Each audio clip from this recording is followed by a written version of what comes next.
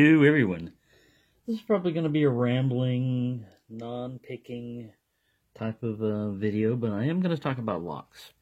One of the things is when you go to buy things on eBay, the way I started lock picking was I picked every lock that I had available. As soon as I started liking lock picking, I picked every lock that I had, which wasn't very much. And then I started buying locks, at the stores, Walmart, and buying everything that you could find available.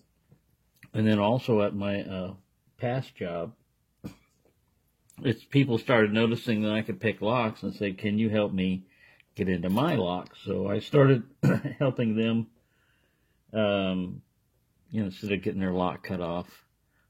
Basically, I started doing that. And one of the things that stumped me, even after being able to pick pin tumblers along, was the lowly warded padlock. Because I didn't know what type it is. It's very important when you're picking locks to know what type you're going up against.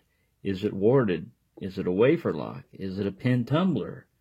Some of the ones get kind of obvious, like tubular locks, but there's different sizes of tubular locks, body dimensions of the tube, and there are different number of pins, 7, 8, and I think 10 pin tubular locks are out there. So one tool wouldn't work for, if you can single pin pick a tubular 7 pin, you could do it 8 or a 10.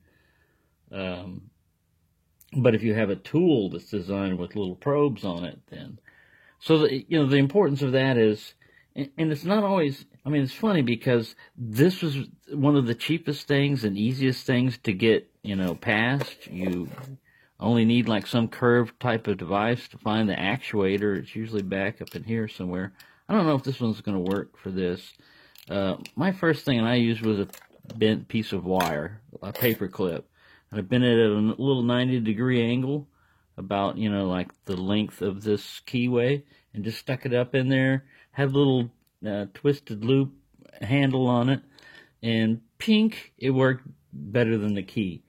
But one of the things I wanted to say about on eBay is, like this little eagle lock, I knew it was probably pretty small, but the seller had it zoomed up, so this is another eagle lock. It looked the same size as that one, and it's all a matter of perspective, I wanted this lock anyway because it was cool, and I saw the little patent date on the bottom of it and thought, oh, that'd be cool to have it, even though I knew it was probably, just looking at the shackle, the way you got this little half cutout and everything, it's going to swivel this way. It's usually a warded lock. Sometimes even the standard warded things won't get into them. But anyways, you get a lot of pretty neat old designs like this one. You look at the keyway and you look at it and you say, wow, it's got the shape of a normal key. But if you look in there, you can see the wards. And all of those things is to prevent a flat piece of metal from going in and turning it, The main goodie is always down there in the bottom. And it's usually on one side or the other. Sometimes it's a 2-lever thing, but usually you can just pop it with one side, like up and to the right. Once you find the little sweet spot on that thing, it's like a little magic button. The thing just pops right open. But what I wanted to show you today is what I got. I've been looking for this herd lock for a long time. And a lot of times you don't find them with this little cover on there. The only problem with this one, and I've been shooting lube up to it and everything else and trying to get into it, is I haven't been able to pick it open. And I don't know if I'm going to be able to because the core is very stiff on this one when you put a tension rod in it. The pins feel very mushy. I don't know. I've messed with it. I even tried raking it. But anyways, I got this one on the cheap. It came with this Yale, this nice little Yale here with the original like blue paint on it. The shackle on this one, what you try to do a lot of times when you get an old lock is just test it. If the shackle goes in and out like that, you're probably okay, you know, as far as like a frozen shackle. You're not going to have a problem with that. Then you just sit in here and you try to run a pick up there and test the pins and see if they're all springy, and if they come back, make a little click, you know, and everything. They seem all right. Your next shot is to shoot some lube up in there. Usually that does not hurt one bit. I usually shoot it up around the shackles, trying to get up to where the release mechanism is. And also into the keyway. I shoot it all up and down in there and turn it upside down, shake it, you know. Right now all I have is not the best stuff in the world, but it's all Walmart had. It's Lock Dry Lube 3-in-1. It's got this little applicator attached to it. I usually shoot that crap up in there, and works out all right. Graphite, it can be a problem because it can get gummy and it gets everywhere. It's dirty and everything. But if you use whatever you've got, you know, if that's all you've got. I wouldn't recommend WD-40, but some people use it. Anyways, the main thing is just buyer beware on a lot of these things. But if you're trying to go after a lock that doesn't have a key, you'll probably be able to get it a lot better. And you can run into some pretty cool things like this one. Even if I don't get it open, it's cool to have. I mean, look at it compared to, this is like a long shackle sesame. It's much bigger. Oh, sorry. I'm not even in the, it's much bigger than the sesame in diameter. It doesn't have that flat cutout on the bottom, so it doesn't stand up like those.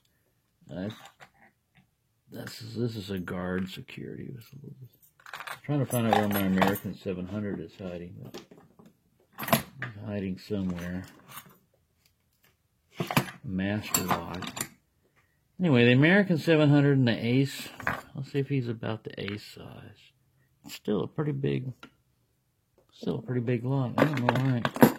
Turn this camera on. What the hell's wrong with me? All right. Anyway, there's a lot of rambling. But yeah, you can be kind of thrown away by keyways also, like this one. If you look at it, you would think it was a warded keyway, and actually on some of these you can open them up with a warded pick set, but it's actually a lever lock. Those are actually little levers.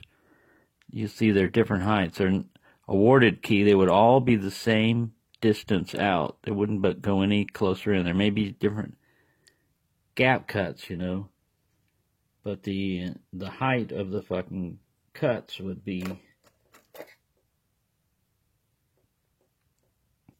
all the same on a warded padlock. Anyways, that's all I had on that one.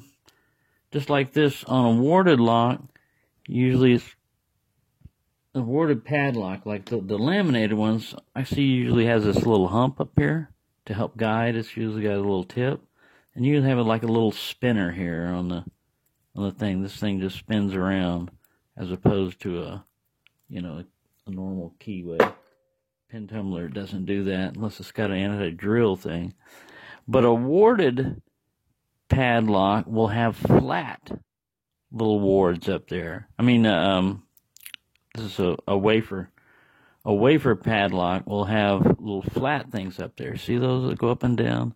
Those are just like the pins, but the body is different. You know, it's got that little ridges that stick up and down. So it's a different mechanism. They open up fairly easily. A lot of times, even if you didn't know the difference between that and a pin tumbler, if you can pick a pin tumbler, you can get into a wafer lock. But there you go. I didn't cover everything. You know, you got like little smiley face, which is kind of like a dimple lock. And those are just basically pin tumblers, but a different shape. And to open it, you can use a tension wrench up on this side, or a shutter lock type of tension wrench. They're a lot of fun to pick. Dimple locks, of course, you know what dimple locks look like. And then you have, of course, disc detainers, which kind of look like wards or whatever, but those are actually the little discs that turn around. And those can be fun too. They're just a different type of pick. Some people can do them. Some people have luck with them. I'm so-so on them. Some of them I can do fairly well, and other ones are like, damn. Like the Sargent and Greenleaf Environmental, that one that I had on loaner. It was a 102. I had 2 keys with it even. I could see how the keys sit in there and everything. I tried to set the angles, and I knew exactly what angles I needed to set. I did research. I could not get that sucker open. So finally I gave it back to the guy, and he says, "You sure you don't want to hold on to it and keep trying?" No, the thing's driving me insane trying to get it open, because I'm obsessed with it. I was really determined to try to get it open.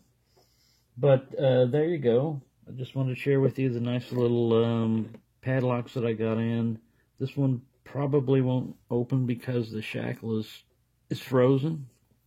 I might stick it in vinegar, but then if I do, I might lose that blue Yale there. And I don't really absolutely have to have this open, because I think I have another one like that. But I'll mess with it and see if I can get it to... The core does try to want to turn. Oh, that's too big. Well, maybe it'll fit in there enough to turn this. No, not at all. It's too thick. Wrong Z for the job. Stick this guy in. Yeah, see, this thing's frozen. There's no give.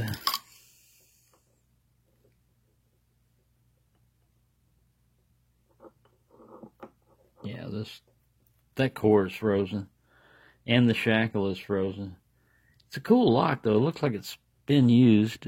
It's got some nicks and dings, and I took a wire brush down here just to break up some of the rust, trying to free it in case it was trying to weld it down there. But this is what it looked like before that.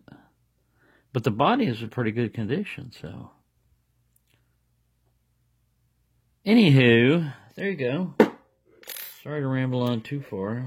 Getting carried away. So, happy picking, and just beware of different type of locks you run into. Hey, no matter what type of lock it is, if you got into it, you got into it. No matter how you got into it. Sometimes, like with these warded locks, like I saw with John McCormick and a couple others, you can just stick a regular key, or sometimes the dealer will supply a key with it that's a pin tumbler key.